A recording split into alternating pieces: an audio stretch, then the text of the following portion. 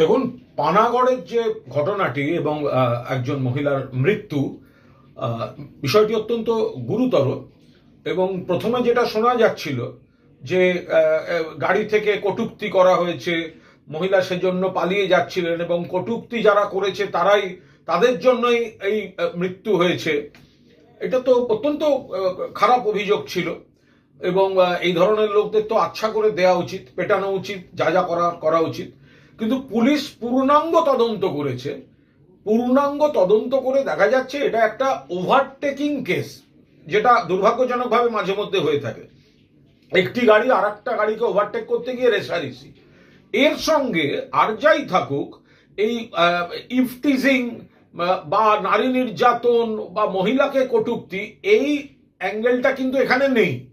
ঘটনার পর থেকে কেউ বা কারা মহিলার মৃত্যুর জন্য এই ঘটনাটা এইভাবে একটা চালিয়ে দিয়েছে।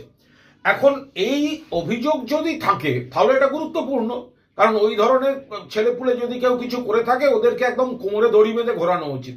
কিন্তু পুলিশ ওটা দায়িত্ব নিয়ে করে দেখেছে যে এটা একটা ওভারটেকিং কেস, দুই গাড়ির রেসারেসি, ট্রাফিক প্রবলেম বেসিক্যালি। এবং আমি যেটা বারবার বলার চেষ্টা করছি যে এটার সঙ্গে সার্বিক আইন শৃঙ্খলা বা পুলিশি ব্যর্থতার কোনো সম্পর্ক নেই। কারণ একটা লম্বা হাইওয়েতে প্রতি ইঞ্চিতে প্রতি মানুষের জন্য তো পুলিশ থাকতে পারে না। আমরাও তো দায়িত্বশীল নাগরিক হতে পারি।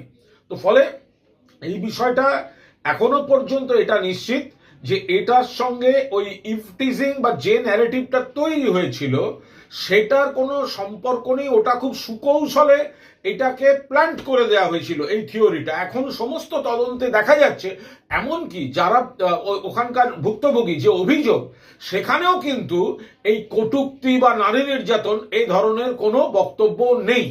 ফলে আমরাও খুব পরিষ্কারভাবে বলছি যে কোনো বিভ্রান্তিকর প্রচার নয়, পুলিশ প্রশাসনের উপর আস্থা রাখুন। আর এইসব হাইওয়ের ক্ষেত্রে এই ওভারটেকিং বা রেসারেসি, এগুলো আমরা মনে হয় নিজেদেরও, শুধু পুলিশ প্রশাসনের দিকে আঙুল না তুলে আমাদেরও কিছু কর্তব্য আছে, আমাদেরও সচেতন থাকা দরকার।